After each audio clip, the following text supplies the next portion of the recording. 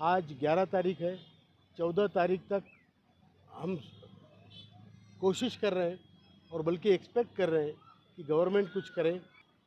हमने वहाँ पर ईपीएफओ आंदोलन भिकाजी कामा प्लेस में आंदोलन किया। हम 2 एडिशनल सीपीएफसी के साथ हमारी मीटिंग हुई।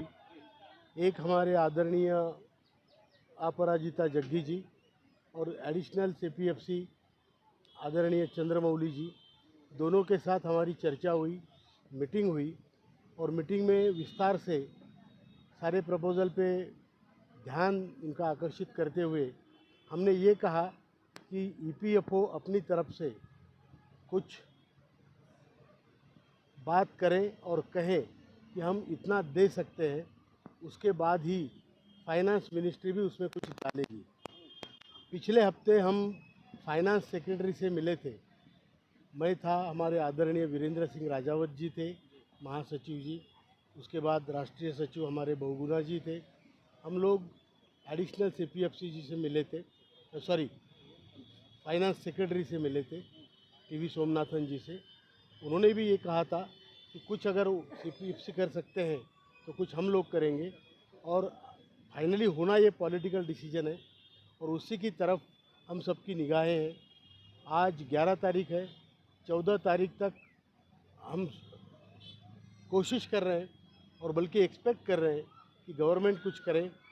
उन्होंने काफ़ी कुछ किया है, अभी बैंक के एम्प्लॉयज़ के लिए किया है, कुछ महाराष्ट्र स्टेट के इलेक्ट्रिसिटी बोर्ड के लिए काफ़ी कुछ किया है।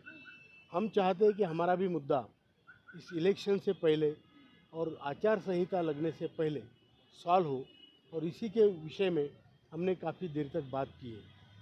हमने ये भी कहा, हमारे जो प्रपोज़ल गए हैं तो उन्होंने ये भी कहा कि गवर्नमेंट को सभी लोग इस हमारे विचार से कन्विंस है, चाहे वो ब्यूरोक्रेसी हो, चाहे ईपीएफओ के लोग हो, श्रम मंत्रालय के लोग हो या चाहे पॉलिटिकल लोग हो। इसमें से कोई भी ऐसा आदमी नहीं है जो नहीं चाहता कि ये ना हो। सभी चाहते हैं ये हो। अभी ये विल पावर सबकी है। इसमें जो पॉलिटिकल विल का जो सवाल है वो शायद ये 4 दिन में कुछ ना कुछ होगा और हमारा काम होगा।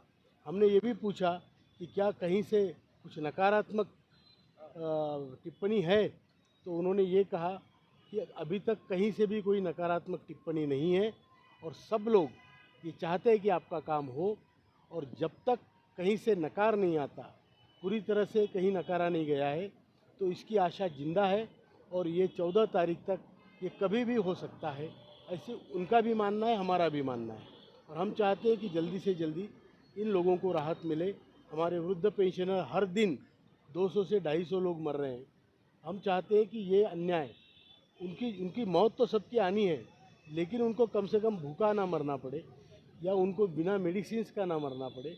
इसलिए हमारी मांग जल्दी से जल्दी पूरी हो, उसमें स्वास्थ्य सुविधाएँ हों और हमारी 7,500 महंगाई भत्ते की मांग हो। अगर वो मांग पूरी तरह से नहीं होती है तो कुछ इंटरिम रिलीफ के तरीके से हमें कुछ न कुछ दिया जाना चाहिए। ये हमने कहा है।